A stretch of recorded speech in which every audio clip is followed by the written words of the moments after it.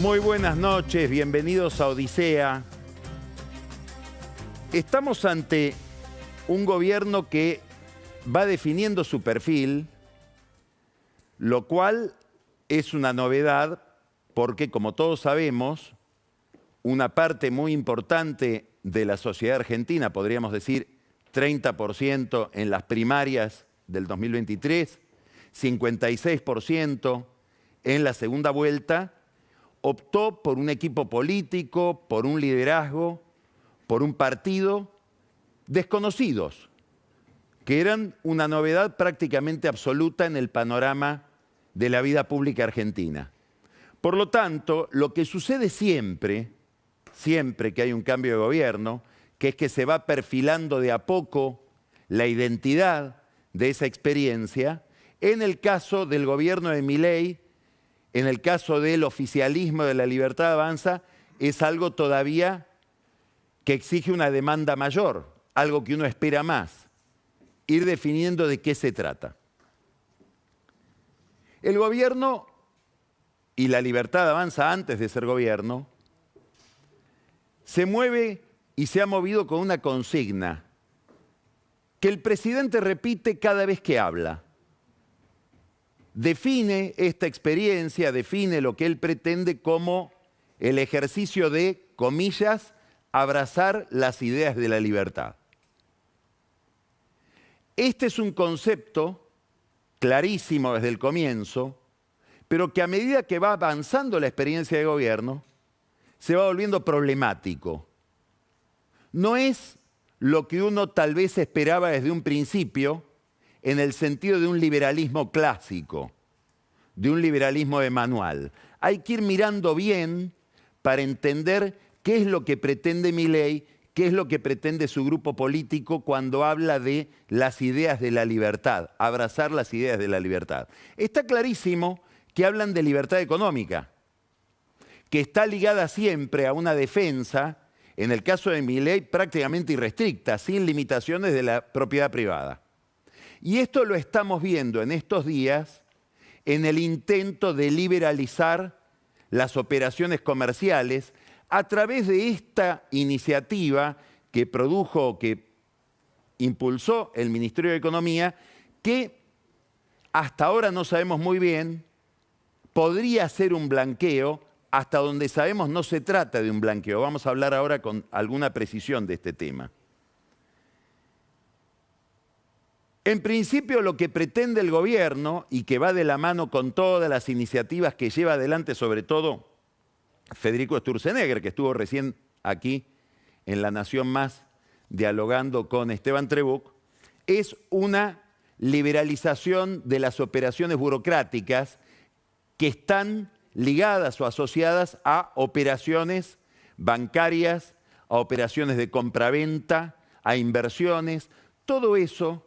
Todo ese mundo del comercio, en sentido amplio, o de las finanzas, estaba muy trabado, o está muy trabado, muy enredado, en una cantidad de informes que tenían que dar o que tienen que dar, y ahora se suspenden, los organismos ligados a realizar o a intermediar en esas operaciones. Tarjetas de crédito, bancos, vendedores de autos, estaban obligados a reportar operaciones. Se trate del monto que se trate, inclusive las expensas de un departamento de un edificio. Y esto era un caudal, un tsunami de información que recibía el Estado y que muy probablemente ni pudiera procesar por el volumen. Bueno, lo que sucede ahora es que Arca, que es la antigua AFIP, le pide al Banco Central, le pide a la UIF que suspendan determinadas regulaciones para ese tipo de información, que dejen de demandar esa información y que hasta determinado monto no haya necesidad de reportar ese tipo de operación. Determinado monto y determinada modalidad. Esto está cifrado en 4 resoluciones que emitió Arca para desregular este tipo de operaciones. ¿Hasta qué es lo que sabemos? En el caso de la UIF, esto es muy importante, no le dice que no lo haga, insta a no hacerlo. ¿Por qué? Porque no tiene el organismo de recaudación ARCA competencia sobre la UIF y porque el gobierno pretende detenerse en todo lo que tenga que ver con el combate al lavado de dinero o las regulaciones que tienden a preservar a la economía del lavado de dinero. Por lo tanto, todo ese universo de controles sigue vigente. Ahora, acá está el punto central. Acá está el punto central que hay que aclarar. Esta iniciativa del Ministerio de Economía libera a esos organismos de reportar las operaciones. Pero esto no quiere decir, hasta donde sabemos, puede ser que siga habiendo iniciativas por parte del gobierno, envío de leyes al Congreso, etcétera, que avancen en este sentido, pero hasta ahora esto no se produce. No evita, no exime al contribuyente a informar sus movimientos y tampoco supone que el dinero negro que pueda tener un contribuyente, al utilizarlo en una operación comercial, no merezca alguna penalidad. Lo único que sucede es que en operaciones de determinado monto menor no van a ser reportadas por terceros, por las tarjetas de crédito, por los comerciantes que se dedican, por ejemplo, a la venta de autos o inmobiliarias o escribanos que están obligados a hacer ese tipo de reporte. Quiere decir que hasta ahora no se trata de un blanqueo.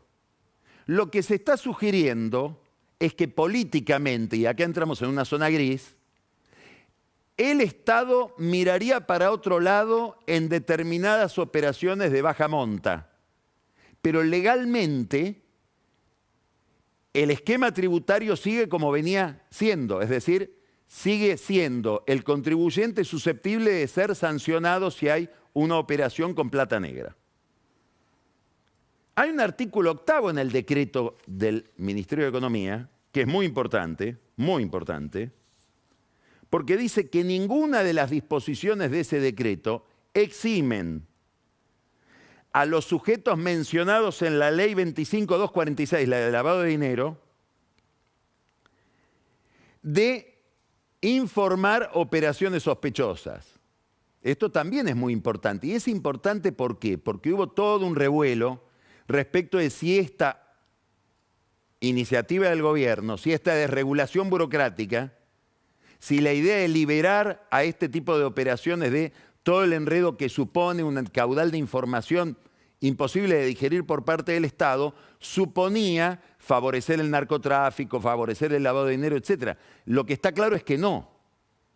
Lo que está claro es que todas las entidades ligadas, que están obligadas a reportar operaciones sospechosas al Estado, sobre todo a la UIF, deben seguir haciéndolo. Y esto es muy importante esto debe tranquilizar, no alarmar, porque es muy importante para la inserción internacional de la Argentina. Si alguien remite dinero al exterior desde un país que no tiene controles de lavado de dinero, bueno, muy probablemente en un banco internacional afuera le cierren la cuenta. O sea, mucho más engorroso realizar esa transferencia. Ni que hablar de ingresar a clubes más o menos sofisticados como la OCDE. Tendría enormes dificultades la Argentina si suspende los controles sobre el lavado de dinero para hacerlo. Quiere decir que la iniciativa que lleva adelante el gobierno es mucho más segura desde el punto de vista delictivo, desde el punto de vista penal tributario, y mucho más modesta desde el punto de vista del blanqueo, porque no es un blanqueo. Esto es importante porque nos da a imaginar qué es lo que pasó. Mucha gente muy entendida en este tema, que está muy cercana al gobierno, dice, en realidad lo que hubo es una iniciativa por parte del Ministerio de Economía de liberalizar los fondos del colchón. Se la llevaron al presidente. El presidente se entusiasmó. Se entusiasmó también porque tiene, en alguna medida, se aproxima a la idea de dolarización, que fue la promesa inicial de Milei en su campaña y que finalmente tiene muchas dificultades para cumplir. Entonces esto parecía una especie de dolarización, Pero cuando después fueron a la UIF y empezaron a ver el entramado legal que implicaba hacer todo esto, se dieron cuenta de que era muy difícil hacerlo. Por lo tanto, para un blanqueo habrá que seguir esperando si es que tiene sentido hacerlo. ¿Por qué razón? Porque ya hubo un blanqueo. Y muchos economistas dicen, bueno, los que tenían que entrar en el blanqueo ya entraron. En el fondo hay otro problema, que es el problema real de la economía argentina. Se pueden impulsar todos los blanqueos del mundo, pero ¿alguien está dispuesto a blanquear con esta presión impositiva? Voy a poner un ejemplo. El que tiene $15.000 guardados, $10.000 guardados, dice, y no paga impuestos porque están en negro. ¿Los va a blanquear para comprarse, supongamos, una moto y empezar a pagar impuestos por la moto? Esta es la pregunta, si la carga impositiva es tan alta. Esto es lo que dificulta el blanqueo de la economía en la Argentina. Entonces, ¿qué pretende el gobierno si no pretende un blanqueo, si no puede hacer un blanqueo? ¿Dónde está el motor de la idea? Si esto tampoco es una dolarización, el motor de la idea es muy claro, incentivar el consumo. Porque hay un problema con el consumo. El gobierno es un gobierno que vio el tema. Este es el gran mérito de Milei. Probablemente lo que constituye el eje central, la base sobre la que se sostiene el liderazgo de Milei, es probablemente el activo que permita que el gobierno haga una elección muy competitiva en octubre. Digamos, que como anticipan todas las encuestas, gane las elecciones, como pasó en la capital federal. Haber visto que el problema de la Argentina, el problema central que había que atacar es la inflación. Y este oficialismo de la Libertad Avanza hace todo con ese objetivo central. Todo, inclusive la política cambiaria, o sobre todo la política cambiaria. ¿Por qué? Porque es consciente de que en la Argentina el nivel de precios, el movimiento de los precios, la inflación está muy ligada en la cabeza de la gente al tipo de cambio. Entonces, mantener un dólar barato implica no solamente mejorar los ingresos, sino tener a raya la inflación. Esto es lo que explica que el ministro Luis Caputo insista en que el dólar tiene que estar, el precio del dólar en el piso de la banda y diga abiertamente, queremos que esté en 1.000 pesos. Como si fuera una nueva convertibilidad, simbólicamente hablando. No 1 a 1, sino 1 a 1.000. Bueno, esto, como todos sabemos, determina toda una política. Vamos a ver ahora un cuadro de Fernando Marul, un gráfico de Marul que nos tiene acostumbrados siempre a gráficos muy expresivos. ¿Qué es esto? Estos son las operaciones de dólar futuro, vendidas. Son operaciones que pretenden que baje el precio del dólar. 375 millones de dólares en el mes de marzo, 409 millones de dólares en el mes de abril, y acá está el número que le llamó la atención a Marul, que esto es estimado, no sabemos todavía cuánto es mayo, pero son 1.400 millones de dólares. Y el mercado se pregunta, ¿quién está en condiciones de operar en el mercado de futuros con 1.400 millones de dólares? El Banco Central, probablemente. No lo sabemos. Pero esta es la especulación del mercado, que el gobierno a través del Banco Central está llevando también en la política de intervenciones en el mercado de futuros esta estrategia general de mantener el dólar barato. Para eso no compra dólares. Y por eso tiene un problema, una discusión con el Fondo Monetario Internacional que le dice, está bien, muy bien, toda la política de baja inflación, pero acordate que tenés que acumular reservas. Y pensando en acumular reservas, hoy hay una novedad importante, que la festejó Pablo Quirno, el secretario de Finanzas, que la festejó Luis Caputo, es la colocación de un bono en pesos, pero un bono susceptible de ser vendido a no residentes, a gente que vive fuera del país y que por lo tanto lo compra en dólares, por el cual también calculan los expertos el gobierno podría hacerse de 1.000 millones de dólares. ¿Esto para qué? Para cumplir con la meta de reservas.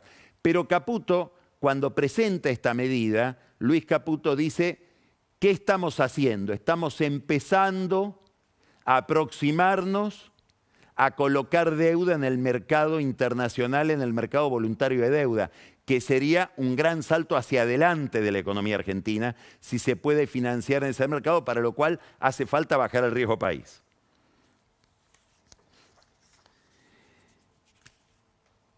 Todo esto ha sido analizado en una entrevista que yo les recomiendo enfáticamente ver. Es una entrevista que publicó ayer La Nación, que le realiza Esteban Lafuente a un economista, Matías Reinerman, que es el jefe de macroeconomía del Banco Provincia, es decir, alguien de la administración Kicillof. Y Reinerman hace en esta entrevista que publicó ayer La Nación, 25 de mayo, anoche, a medianoche, un largo análisis respecto de lo que sucede en la economía argentina y pone el dedo en esa llaga. Dice, hoy el límite del tipo de cambio está en los vencimientos de deuda externa del 2026 y 2027. Entonces el gobierno está en un dilema. Tiene que juntar dólares para tener reservas. La percepción de que tiene muchas reservas baja el riesgo país. La posibilidad de que baje el riesgo país acelera la posibilidad de ir al mercado voluntario de deuda, al mercado internacional, y eso le va a permitir al gobierno hacer el rollover de una deuda muy exigente que tiene entre 2026 y 2027. Ahora, claro, eso está en contradicción con mantener un dólar muy barato, porque si compro dólares para enriquecer, para aumentar las reservas del Banco Central, lo que voy a hacer es subir el precio del dólar. Y probablemente eso me dé más inflación. Y hay un debate seguramente también dentro del equipo económico respecto a hasta dónde conviene sacrificar la posibilidad de aumentar las reservas para mantener baja la inflación y hasta dónde conviene mantener un poco, recuperar o reponer o replegar un poco la lucha contra la inflación, que haya un poquito de inflación a cambio de tener más reservas y acelerar la ida hacia el mercado de deuda. Ahora, el otro problema es el problema que nos lleva de nuevo a esto que se llama blanqueo y que no es un blanqueo, pero que trata de alguna manera de favorecer, de simplificar, de destrabar, de desenredar las operaciones comerciales, que es recuperar el consumo. Y ahí Reinerman dice algo muy interesante, que lo está viendo todo aquel que esté en la economía real, no en las finanzas, que es que el consumo se apalanca en la minería, relativamente, en Vaca Muerta, en el campo. Y hay una crisis de consumo en la industria, no hay un factor de crecimiento importante de la economía por el lado de la construcción y tampoco por el lado del comercio. Y si uno quiere dinamizar en serio la economía, tiene que pensar en la actividad industrial, tiene que pensar en el comercio, tiene que pensar en la construcción. Y ahí está el problema del gobierno. Entonces acá nos encontramos con el gran dilema de este momento histórico. El gobierno va a las elecciones habiendo bajado la inflación. Caputo promete colapsarla, ponerla antes de las elecciones por debajo del 2% mensual. Eso muy probablemente le va a ser premiado por el mercado electoral, por los votantes. Después vendrá el problema de la reactivación, el problema del empleo. Es lo que está viendo ya el gobierno cuando quiere reanimar las operaciones comerciales con esta desregulación. Y es lo que están viendo economistas como Reinerman. Entonces, lo que uno se pregunta, sin capacidad de pronosticarlo, es si la dinámica general de todo esto no se parece mucho a la de Menem. Menem llegó a las elecciones de mayo del 1995, 14 de mayo del 95, habiendo derrotado la inflación con el plan de convertibilidad. Y la gente lo premia. Menem consigue la reelección con más votos que cuando llegó por primera vez al poder en el 89. En esa campaña, José Bordón, que era el gran contrincante de Menem, hablaba del problema del empleo, del problema de las pymes, del deterioro productivo. Y mucha gente lo escuchaba como diciendo, ¿qué diarios lee? Al mes siguiente de la elección en junio, la tapa de los diarios fue 18,6% de desocupación y ahí empezó otra agenda. ¿Le va a pasar esto al gobierno? Bueno, acá hay algo que hay que mirar, que es un discurso que dio en la Cámara de Comercio Argentino-Americana probablemente el economista que más ha convalidado, explicado, bendecido esta política económica, que es Ricardo Arriazu. Lo citó Cristina Kirchner ayer en el discurso que ella dio ahí en la Villa 31, cerca de la Villa 31. ¿Qué dice Arriazu en ese discurso? Dice, esta economía está muy bien. Yo le daba una chance del 30% de que esto funcione. Ahora le doy 50%. Es decir, Arriazu está más optimista que antes. Dice, para que esto funcione, ¿qué tiene que pasar? Revisa todo el panorama. Revisa el campo, la minería, las posibilidades de vaca muerta, la economía del conocimiento, qué pasa con la construcción. Y tiene una perspectiva optimista. Habla de la falta de dólares, que es lo que le interesa a Cristina. Cristina lo rescata por ese párrafo, diciendo entonces no todo es un problema fiscal, hay un problema de falta de dólares que tiene que ver con la cuenta corriente, que tiene que ver con la balanza de pagos. Y Arriazu termina diciendo esto que es muy importante desde el punto de vista del mediano y el largo plazo, que es el costo de una reconversión económica como la que quiere llevar adelante Milei. Fíjense. ¿Qué pasa si hacemos todo eso? Y lo que va a pasar es que las exportaciones se van a duplicar y Argentina se va a volver un país caro. Y al ser un país caro, lo que va a pasar es que va a haber destrucción y creación. Y la destrucción es mucho más rápida que la creación. Entonces, el mejor consejo que puedo dar es hagamos un estudio de equilibrio general de todos los cuellos botella que va a haber y lo que va a pasar en la transición, para evitar los bolsones de pobreza y de descontento, porque es imposible separar la economía de la política, de la sociología. Muchas gracias. Es muy interesante que Arriazu diga esto, porque recuerda aquella frase de Néstor Kirchner, es con la gente adentro. Es decir, lo que Arriazu, de quien no se puede sospechar que sea un crítico de esta política económica, insisto, dice que ahora tiene 50% de chance de funcionar, no 30% como antes, está diciendo es cuidado porque todo programa de estabilización termina siendo en gran medida destructivo, toda reconversión económica destruye tejido productivo, afecta al tejido social y lo que tiene que hacer el gobierno es pensar en la política, no solo en la economía, y reflexionar sobre la posibilidad de un equilibrio general. En el sentido de que gobernar no es aplicar una receta matemática sobre la realidad, sino algo mucho más complejo, que es conseguir el consenso político y social para esa receta que puede ser correcta.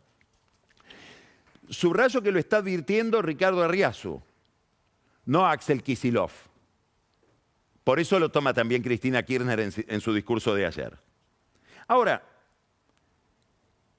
todo esto tiene que ver con una visión de la libertad, que es la libertad económica. La ida hacia el mercado, la desregulación, el ajuste, la consagración en el centro de la economía de la iniciativa privada y de la propiedad privada. Ese es el liberalismo de Milei. Paralelamente con esta desregulación, y da la casualidad, la historia tiene estas armonías oscuras, profundas, mientras desregulan o pretenden desregular los mecanismos que hacen que la gente se le vuelva más complicado sacar la plata del colchón, regula otras cosas. Por ejemplo, regula las conferencias de prensa en la Casa Rosada. Entonces, ¿cuál es la libertad? Es libertad económica. Libertad política, menos. La libertad avanza en lo económico. ¿Retrocede en lo político? Esta es la pregunta. ¿Retrocede en el clima público que se va creando? ¿En la atmósfera que va envolviendo a la democracia desde el punto de vista político? Esa es la pregunta. Nos encontramos que ahora el gobierno que desprecia al Estado, que dice que el Estado es perverso, que donde haya Estado hay perversión, esta es la idea central de Milei, por eso él se autodefine como anarcocapitalista, usa los recursos del Estado, usa los mecanismos del Estado, por ejemplo, para que los periodistas tengan más restricciones para moverse dentro de la Casa de Gobierno o tengan más dificultades para repreguntar o tengan algunas restricciones que antes no tenían para participar de esas conferencias de prensa, porque ahora se le va a exigir una cantidad de datos respecto de qué medio representa, niveles de audiencia, etc. Una vocación regulatoria que contrasta enormemente con la vocación desregulatoria que tiene en el plano del comercio y la economía. Esto nos obliga a hacernos otra pregunta. Si el periodismo se está muriendo, como dijo Luis Caputo, el ministro de Economía, si es una profesión en vías de extinción, sigo citando al ministro de Economía, y todo esto, dice Caputo, mérito del periodismo, es decir, se comportan tan mal que están destruyendo su profesión. Si todo eso es cierto, ¿para qué te interesa tanto regularlo? ¿Por qué tenés tanta obsesión con el periodismo? Si no sirven para nada, nadie los lee, nadie los mira, nadie los escucha, déjalos vivir en paz. Es una broma. Al mismo tiempo, Hugo Alconada Amón revela que hay un plan de inteligencia nacional, la CIDE está siempre obligada a hacer ese plan, donde se plantean algunos objetivos por parte de la inteligencia del Estado, por parte de los servicios de espionaje, muy imprecisos y raros. Por ejemplo, empezarían a ser objeto de investigación, de espionaje, de persecución, aquellos que manipulen la opinión pública en las campañas electorales. Pregunta, ¿qué es manipular? Manipular, ¿qué diferencia hay entre manipulación y persuasión? Porque una campaña electoral es un esfuerzo de persuasión de los partidos políticos para conseguir el voto. ¿Hasta dónde esa persuasión, cuándo se transforma en manipulación y quién lo decide? No sabemos. ¿Incluye esas formas de manipulación construir o elaborar videos falsos con inteligencia artificial para hacerle creer a la gente cosas que no suceden, como por ejemplo que Macri bajaba la candidatura de Silvia Lospenato? Después Ana Iparraguirre nos va a contar qué pasa en el mundo con el uso de la inteligencia artificial para todo este tipo de ardides. El gobierno dice: yo no tuve nada que ver. Desde el macrismo lo acusan a Santiago Caputo de haber hecho esa operación. Bueno, en realidad, desde el PRO tendrían pocas acusaciones para Caputo porque la consultora de Caputo y Rodrigo Lugones, etcétera, hacía ese tipo de picardías para Macri en su momento, en contra de Filmus, por ejemplo. O sea que son reproches un poco cínicos. Habla de otra cosa ese informe sobre el que nos da la primicia Hugo Alconada. Poner en la mira a los que generan desconfianza en los funcionarios del gobierno o desconfianza en la economía. Muy resbaladizo.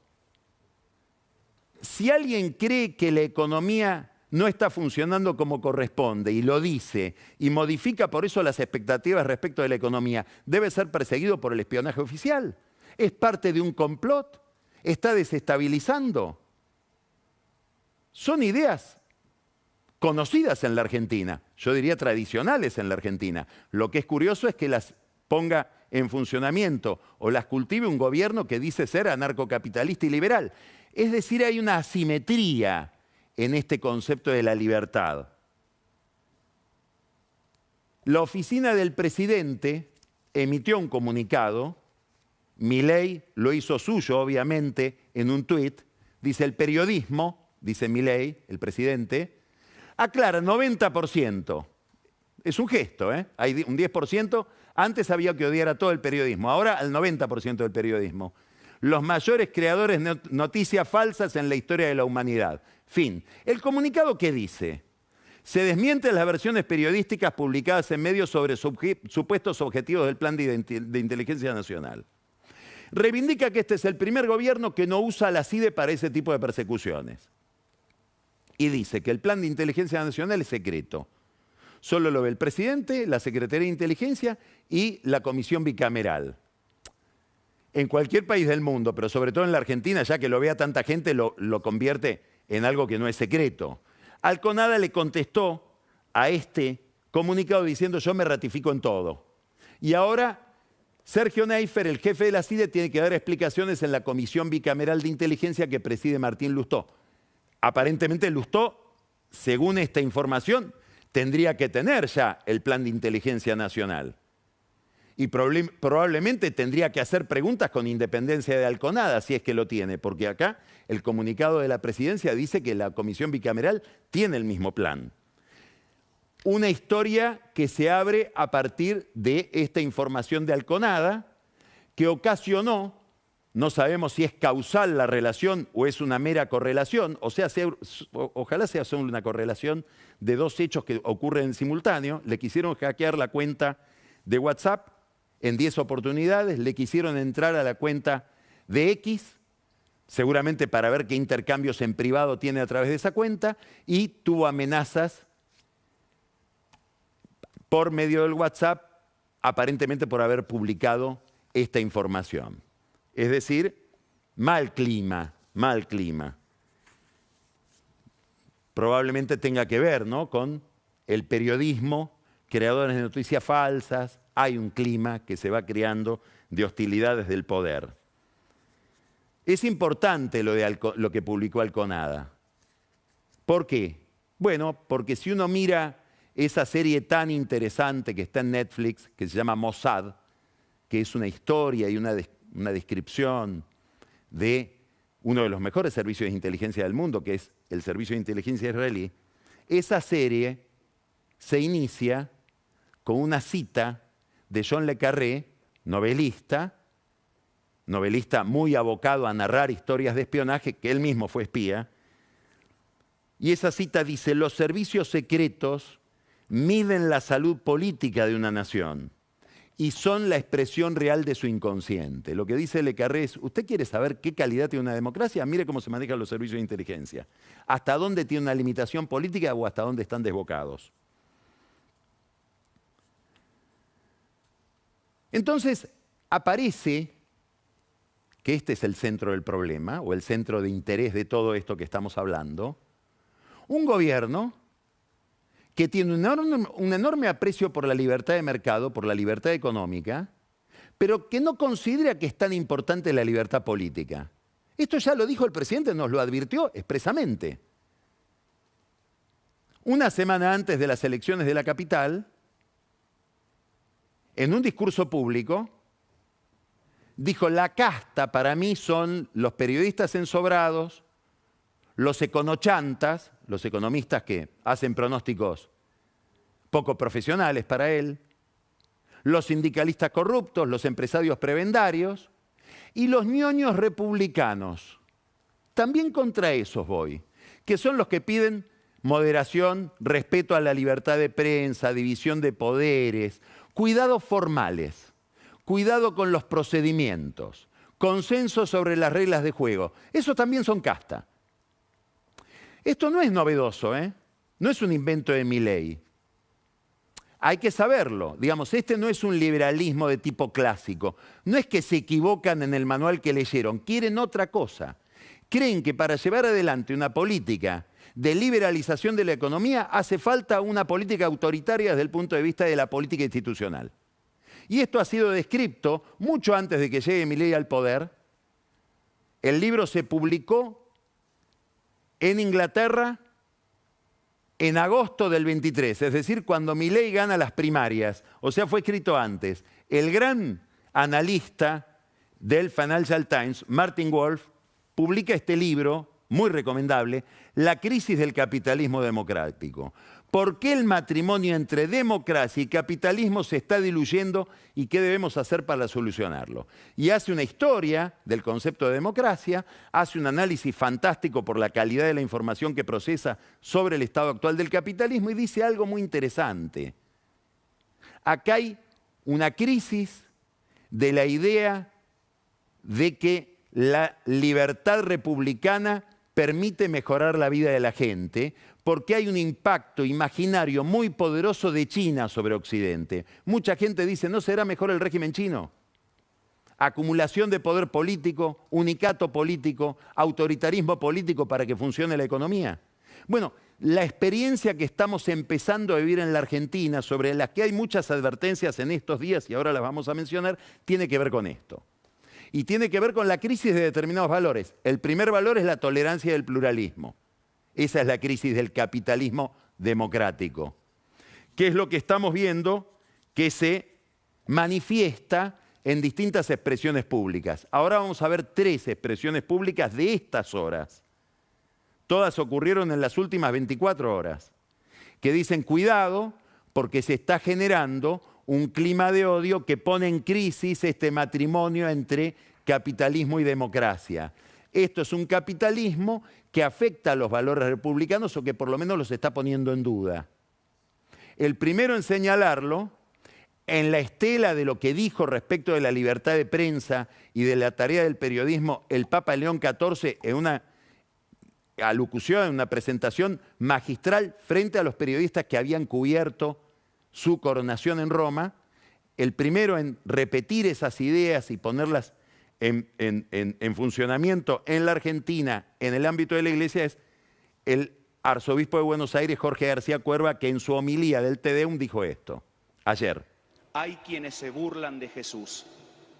Son los haters de aquella época, los que difaman, desprecian o critican destructivamente a una persona, a una entidad o a una obra. Los que odian y justifican su desprecio. El terrorismo de las redes, como decía el Papa Francisco. Hemos pasado todos los límites. La descalificación, la agresión constante, el destrato, la difamación, parecen moneda corriente. Bueno, está descrito un clima cultural que, insisto, no es solo de la Argentina.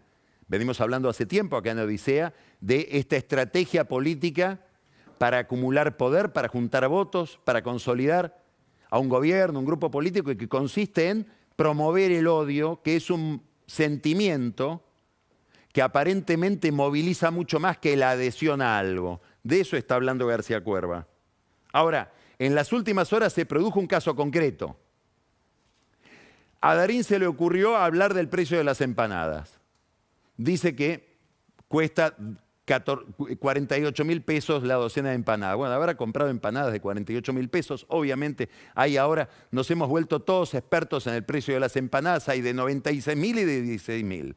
Lo interesante es que sale a contestarle peyorativamente el ministro de Economía, Luis Caputo, el mismo que dice que se muera el periodismo. Bueno, Darín contesta esto, que refleja muy bien la forma en que él recibió esas críticas y el clima político que él está viendo. Y va de la mano con lo que dijo García Cuerva. Mírenlo. Ricardo, ¿qué revuelo se armó con las empanadas? Y bueno, cada uno interpreta lo que quiere con eso. En realidad, si mirás bien, se entiende claramente a qué me refiero. Por supuesto que hay todo tipo de empanadas, más caras, más baratas, depende del barrio que te toque y demás. Pero en realidad me parece que queda claro de que estábamos hablando, de que los precios están elevados. La gente lo sabe. Sí. O sea, no, esto no tiene nada que ver con hablar ni mal del gobierno, ni mal del señor Caputo, que me trató de Ricardito y sí, medio como que... Sí, ¿fue despectivo o te baja el precio? Sí, ¿no? bastante despectivo para un funcionario público, ¿no? Votado en democracia. Sí. Deberían ser un poquito más educados. Yo nunca lo traté mal, no lo conozco. No entiendo por qué me dice Ricardito y lo que dijo es una estupidez, con lo cual me estaría tratando de estúpido. No me parece que esté bien que haga eso un funcionario público, pero no importa, más allá de eso, la anécdota es, querés reinterpretar lo que quise decir, va en cada uno. Pero es una demostración, es una oportunidad para comprobar hasta qué punto hay tanta gente cargada y vuelca toda su odio, no sé, su bronca. Susceptibilidad también, digo, en las redes también. Sí, te acusan de cosas que no soy, pero bueno. Eso corre por cuenta de cada uno. ¿Te da cosa a veces opinar? Viste que a veces uno por ahí se guarda la opinión, pero después te caen en las redes. Bueno, lo del funcionario público es peor porque es un funcionario público. Pero el temor es ese, el temor es que si empezás a tener miedo de poder decir lo que pensás, sin ofender a nadie, sin insultar, como hizo este señor, te empezás a quedar callado y eso no está bien, porque estamos en democracia, lo más importante es la democracia. Yo respeto al gobierno, no le falto el respeto, como he respetado a todos, aún no estando de acuerdo, pero hay que cuidar las formas. Lo que pasa es que ese es un ejemplo que normalmente, hasta donde yo entiendo, baja de arriba hacia abajo. Y si de arriba no te tratan bien, es difícil sostenerlo abajo. Claro, nosotros estamos abajo, somos ciudadanos. La tercera expresión en este sentido, me resultó muy interesante que simultáneamente haya habido 3 mensajes en ese sentido, proviene de un gran cientista político, conocido por todos nosotros, que es Natalio Botana, que dio una entrevista en La Nación a Astrid Pikelnik, y fíjense lo que dice Botana en la misma línea. Estamos viviendo una etapa de violencia verbal, lo que yo llamo la tormenta reaccionaria, y esa violencia verbal está marcada por otro concepto que estoy usando mucho, que es la barbarie de la palabra. Y me ha satisfecho bastante haber escuchado al Papa reciente, a León XIV, que habla de la guerra de las palabras. Esto significa que esta violencia verbal, esta tormenta reaccionaria, no solo está en la Argentina, está en el mundo occidental. Quiere decir que va pasando el tiempo y vamos adquiriendo ya con mayor nitidez una caracterización de este oficialismo que se ha ido constituyendo desde el 10 de diciembre del 23 en adelante bajo el liderazgo de Javier Milei. Todo esto que hemos visto hace juego, contorna ese episodio que ocurrió en el TEDEUM, donde Milei nos saluda no solo a Victoria Villarruel, no sabemos si cuando habla de Roma no paga traidores, etcétera, se refiere a ella, o a Jorge Macri, a quien tampoco saludó. Jorge Macri, a quien venía de derrotar, es decir, a quien venía de vencer en la elección porteña, con un triunfo muy contundente de Manuel Adorni, sobre los penatos sobre todo, porque como sabemos en esta elección de la capital federal lo que hubo es una interna de lo que sería la derecha o el centro derecha, que hay que mirar. Y vamos a terminar hablando de este tema. ¿Por qué? Y porque en la elección porteña aparentemente hay alguna lección, hay algún mensaje que está siendo incorporado por la política en otras zonas, en otros campos, en otras escenas, y ese mensaje es el siguiente: cuidado con adelantar las elecciones. Si lo que pretendés es adelantar la elección local, desdoblarla, para municipalizarla y provincializarla, tené cuidado porque a lo mejor no lo lográs. Y lo que haces es nacionalizarla igual, te la nacionalizan igual, y tenés 2 derrotas. La de la elección local y después la de la elección nacional de diputados o de diputados y senadores en octubre. Este mensaje es lo que le pasó a Jorge Macri. Quiso municipalizar la elección y se la nacionalizaron y le ganaron igual. Este mensaje lo incorporó ya Gerardo Zamora en Santiago del Estero. No desdobla, unifica, una sola elección, octubre. ¿Por qué es importante? Y porque es el gran dilema de la gran batalla, que es la batalla bonaerense. ¿Qué va a hacer Kicillof frente a lo que pasó con Jorge Macri en la ciudad? ¿También va a desdoblar? Cristina Kirchner le está diciendo a sus amigos, y el mensaje tal vez le llegó a Kicillof, no busques encuestadores, buscate meteorólogos, porque ojo que si desdoblás, aislás la elección bonaerense para que juzguen tu gobierno y tenés 5 días de lluvia antes, puede ser Waterloo para el peronismo. Es decir, con la provincia bajo el agua, no sé qué hacemos. Preocupación de Cristina Kirchner, que viene recomendando desde el comienzo, no desdoblemos porque la provincia, la gestión provincial, no está en condiciones de ser exhibida como una gestión independiente de lo nacional, pero no por Kicillof, porque históricamente la provincia de Buenos Aires tiene problemas muy estructurales difíciles de ser resueltos. Este mensaje del riesgo peronista en la provincia de Buenos Aires, con un Milei que logra bajar la inflación y que probablemente reciba el premio por bajarla, es un mensaje más inquietante si se produce lo que todos vemos que se está produciendo. Una alianza entre el PRO y la Libertad Avanza. Prácticamente lo insultan a Jorge Macri en el Te Deum y el PRO no contesta. ¿Por qué? Porque hay una orden de no contestar. ¿Quién la emite? Mauricio Macri, que está como Alfonsín en el 97. Alfonsín en 1997 iba él como candidato a diputado en la provincia de Buenos Aires y empezó a ver que Graciela Fernández Meijide le ganaba a él y le ganaba también a Chiche Duhalde y él salía tercero. ¿Qué dijo Alfonsín? Disimulo mi derrota formando una alianza. Y así se formó la alianza. La alianza entre el FREPASO y la UCR. Fue una forma de que la UCR disimule que el FREPASO se quedaba con su electorado. La historia no se repite, pero rima. Hoy el PRO está buscando disimular que Milei se queda con su electorado. Por eso Macri no reacciona a los insultos, por eso muy probablemente vayan juntos en la provincia de Buenos Aires y por eso la situación del peronismo está todavía más amenazada. ¿Empezamos Odisea? Vamos a tener una conversación sobre la que yo tengo muchísima expectativa. Vamos a hablar con Eduardo Derigo y con alguien que ustedes conocen muy bien porque es un gran periodista y una de las voces más nítidas del diario La Nación, que es Carlos Raimundo Roberts. Ellos escribieron un libro sobre una experiencia que ya lleva muchos años. Esa experiencia es la experiencia de los espartanos. Es una forma de auxiliar, reinsertar, asistir a los presos y a los expresos a través del deporte, concretamente del rugby. Es algo que se le ocurrió a Derigo y que lleva adelante desde hace muchos años con bastante éxito y que dio lugar toda esta experiencia a un libro que escribieron Oderigo y Roberts, Espartanos reescribiendo historias. Vamos a hablar de eso. Nos vamos a ir de la cotidianeidad, de las noticias que nos abruman todos los días, a ver esto que es una historia a rescatar de lo que está pasando también hoy en la Argentina. Después Pancho Olivera nos va a hablar de un caso insólito. Una fundación en Corrientes recibe miles de millones de pesos de la aduana en materiales que quedan en la aduana, no saben qué hacer con ellos, se la dan todos a esta fundación. Vamos a ver por qué. ¿Qué mérito tiene la fundación si es que tiene alguno?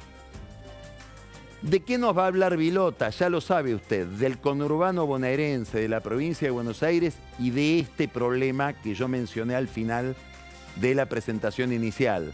Las tensiones dentro del peronismo, las tensiones dentro del PRO y la Libertad Avanza para lo que va a ser la oferta electoral de la gran batalla, porque la duda es qué pasa con Milei, pero también qué pasa con el populismo kirchnerista en la provincia de Buenos Aires.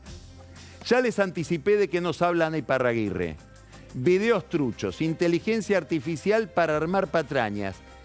¿Es un fenómeno solamente porteño? ¿Es un fenómeno solamente argentino? ¿O está pasando a todos lados? ¿Y por qué? ¿Y qué efecto tiene?